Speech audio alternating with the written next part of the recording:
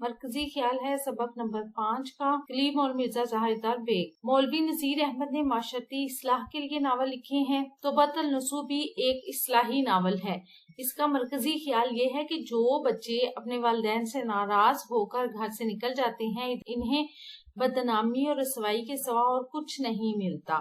کلیم شعر و شاعری میں بلند مقام رکھتا ہے، لیکن وہ اپنے باپ کو ناراض کر کے بغیر کچھ کھائے پیے گھر سے فرار ہو جاتا ہے یا گھر سے چلا جاتا ہے۔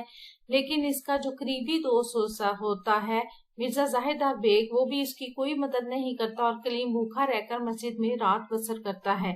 اگلے دن کوتوالی کے پاس پہنچا دیا جاتا ہے۔